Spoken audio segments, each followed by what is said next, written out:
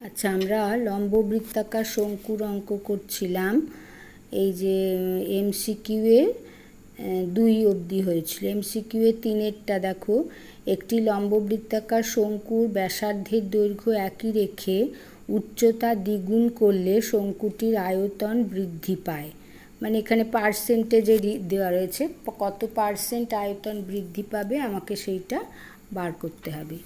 এটা হলো 3-এর অঙ্কটা। হ্যাঁ, এই 3-এর অঙ্কটা কি বলেছে, যে শঙ্কুর ব্যাসার্ধ একই রেখে উচ্চতা দ্বিগুণ করলে শঙ্কুটির আয়তন। আচ্ছা, আমরা আগে আমাদের যেটা সূত্র জানা আছে ওটা লিখি, যে লম্ববৃত্তাকার শঙ্কুর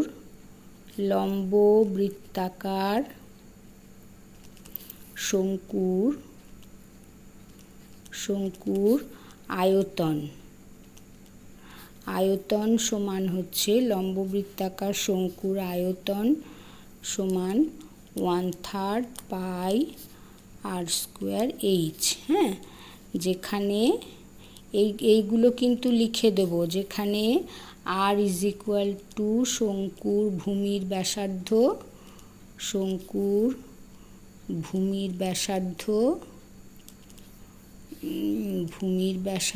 এবং এইচ ইজ ইকুয়াল টু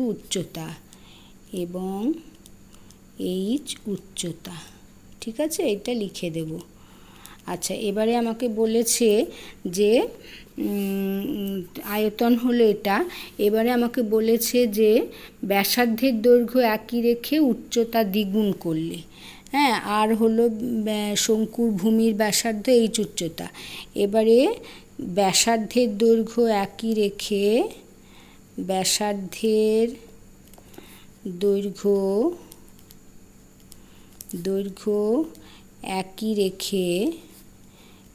রেখে উচ্চতা দ্বিগুণ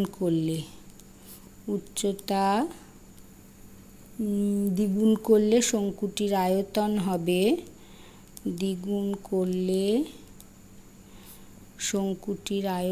হবে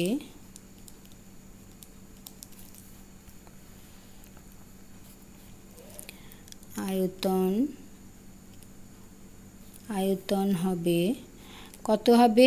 ব্যাসার্ধের দৈর্ঘ্য একই থাকছে, মানে 1/3 pi r square into 2h। এইটা হলো আয়তন হলো। তাহলে আয়তন বৃদ্ধি পায় কত? তার মানে এটা হলো is equal to 2/3 pi r square H হলো। অতএব আর আগে ছিল এইটা 1/3 পাই আর স্কোয়ার এইচ। অতএব আয়তন বৃদ্ধি সমান কত হবে? এই আয়তনটা থেকে আগের আয়তনটা বাদ যাবে, 2/3 pi r square H minus 1/3 pi r square H. ঠিক আছে, বুঝতে পারছি তো? এইটা হলো পরের আয়তন, উচ্চতা দ্বিগুণ করলে, আর আগের আয়তন ছিল এইটা। তাহলে বৃদ্ধি হলো এইটা। তাহলে পাই আর স্কোয়ার এইচ কমন নিলে কি হচ্ছে? 2/3 মাইনাস 1/3 সমান কত? এটা সেই 1/3ই হয়। 2 মাইনাস 1 সমান হলো 1/3 পাই আর স্কোয়ার এইচ। তার মানে বৃদ্ধিটা হলো এটা। তাহলে কত পার্সেন্ট বৃদ্ধি পাবে? মানে এততে এই আয়তনটা বৃদ্ধি পেল। অতএব তাহলে 100-তে 100ই বৃদ্ধি পাবে। অতএব শতকরা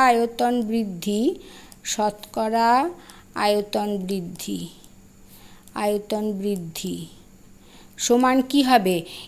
এই আয়তনে এটাই বৃদ্ধি, মানে 1/3 pi r square H by 1/3 pi r square H into 100। বুঝতে পেরেছি? এততে এত বাড়ে, একে কত বাড়ে? এত বাই এত, 100-তে এত বাড়ে। তাহলে শতকরা আয়তন বৃদ্ধি 100%। ঠিক আছে, তাহলে কোনটা উত্তরটা ঠিক হবে? এ। তাহলে 3-এর কোন অপশানটা হলো এ? বুঝতে পেরেছি শতকরা আয়তন বৃদ্ধি। আচ্ছা, এবার হচ্ছে 4-এর অঙ্কটা বলেছে, একটি শঙ্কুর ব্যাসার্ধের দৈর্ঘ্য এবং উচ্চতা প্রত্যেকটি দ্বিগুণ করলে শঙ্কুর আয়তন পূর্বের শঙ্কুর আয়তনের কত গুণ হবে? ব্যাসার্ধের দৈর্ঘ্য 4-এর অঙ্কটা, ব্যাসার্ধের দৈর্ঘ্য আর আয়তন দুটোই দ্বিগুণ করছে। তাহলে শঙ্কুর আয়তন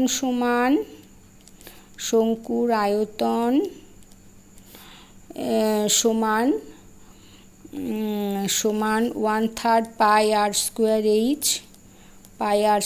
এইচ, হ্যাঁ, যেখানে আর সমান ভূমির ব্যাসার্ধ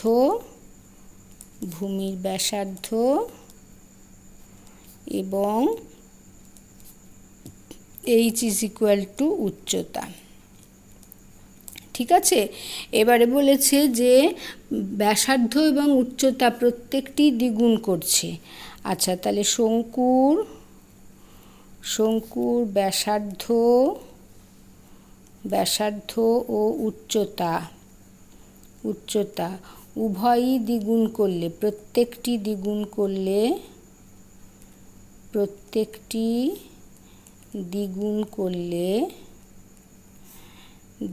করলে আয়তন হবে। হ্যাঁ, ব্যাসার্ধ এবং উচ্চতা প্রত্যেকটি দ্বিগুণ করলে আয়তন হবে। কত হবে? 1/3 পাই আর স্কোয়ার মানে কি 2r এর হোল স্কোয়ার। হ্যাঁ, 8টা দ্বিগুণ করলে মানে 2r হবে, তার মানে এটা হবে 4r স্কোয়ার হবে ইন্টু 2h।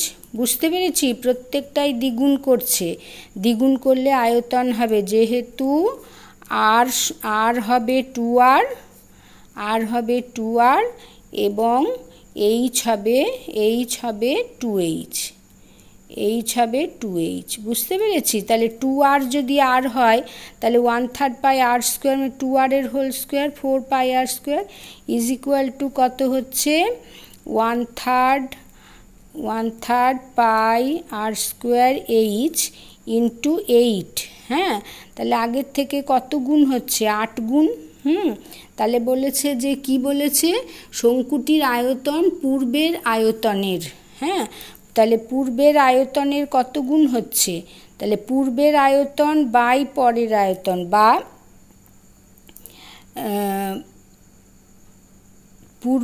এটা পূর্বের আয়তনের 8 গুণ তো হচ্ছে, তার মানে পূর্বের আয়তন শঙ্কুটির আয়তন।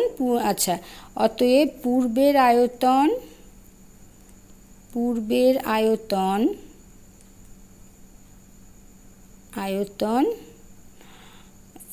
বাই এখনকার আয়তন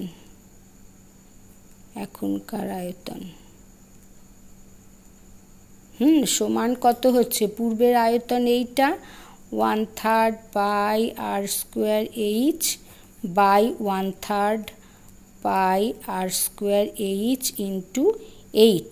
তাহলে এখনকার আয়তনটা কি হচ্ছে? এটা কেটে যদি যায় তাহলে অতএব এখনকার আয়তন পূর্বের আয়তনের 8 গুণ হচ্ছে। এই যে 8টা এখানে গেল, এটা কেটে গেল, তাহলে অতএব এখনকার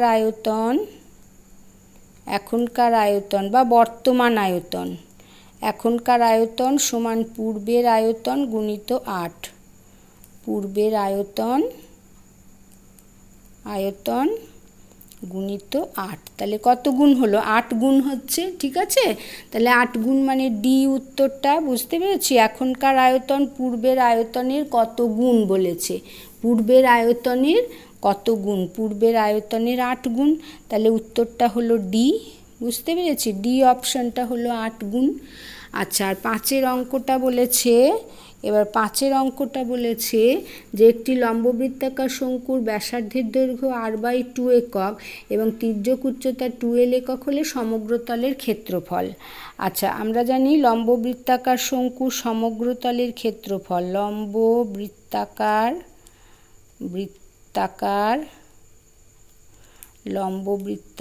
শঙ্কুর সমগ্র তলের ক্ষেত্রফল সমান সমগ্র তলের ক্ষেত্রফল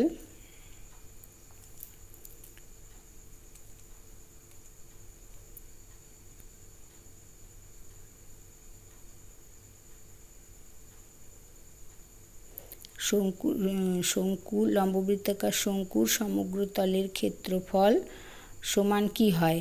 সমগ্রতলের ক্ষেত্রফল মানে পাই আর স্কোয়ার, ওই বৃত্তাকার অংশের ক্ষেত্রফল প্লাস বক্রতলের ক্ষেত্রফল পাই আর এল। ঠিক আছে, এইটা হয়। এবারে বলেছে যে এখন আর ইজ ইকুয়াল টু বলছে আর বাই টু এবং এল তির্যক উচ্চতা 2l হলে, আচ্ছা যেখানে এখানে লিখবে যেখানে আর ইজ ইকুয়াল টু ভূমির ব্যাসার্ধ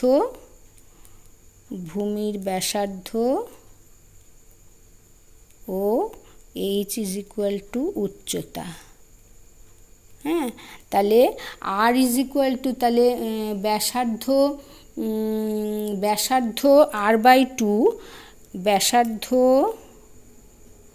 ব্যাসার্ধ আর বাই টু এবং উচ্চতা এবং তির্যক উচ্চতা 2l হলে, তির্যক উচ্চতা 2l হলে সমগ্র তলের ক্ষেত্রফল সমান, সমগ্র তলের ক্ষেত্রফল সমান কত হবে?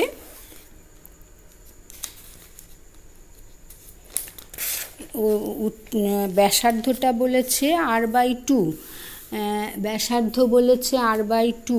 তাহলে সমগ্র তলের ক্ষেত্রফল সমান পাই আর স্কোয়ার মানে pi into r by two whole square plus pi r L, pi r into L মানে 2l, এটা হবে এত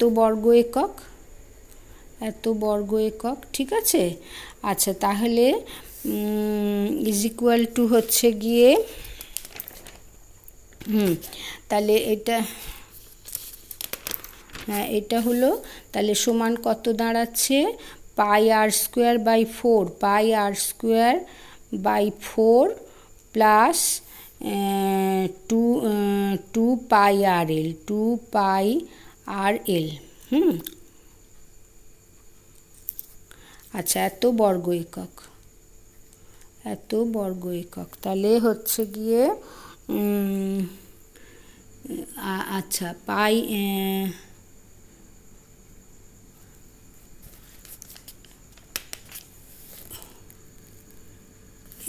তির্যক উচ্চতা 2l, পাই r square plus pi r এল হলো তো। এবারে পাই আর কমন নিলে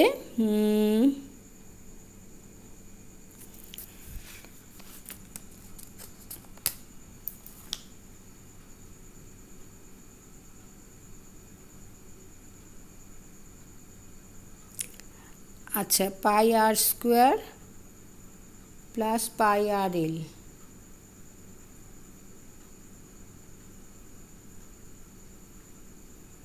আচ্ছা সরি এখানে পাই r square plus pi r এল, আরটা তো একটু আর বাই টু হবে, আর বাই টু, তাহলে 2 কেটে গেল, তাহলে পাই আর এল হলো, 2 থাকলো না, তাহলে এখানে পাই আর কমন নিলে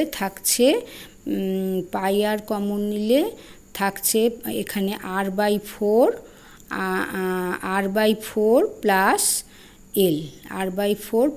এল, এত আর বাই ফোর প্লাস এল এত বর্গ একক। বুঝেছি, এখানে 8টা আর বাই টু হবে আর 2l, তাহলে 2l কেটে গেল, তাহলে পাই আর ইন্টু পাই আর কমন নিলে এল প্লাস আর বাই ফোর, তাহলে এটা হলো বি অপশানটা হলো। হ্যাঁ, এটা বি অপশানটা হলো। ঠিক আছে, তাহলে এগুলো সবগুলো শেষ হলো, বুঝতে পেরেছি? ঠিক আছে, এই পর্যন্তই থাকলো।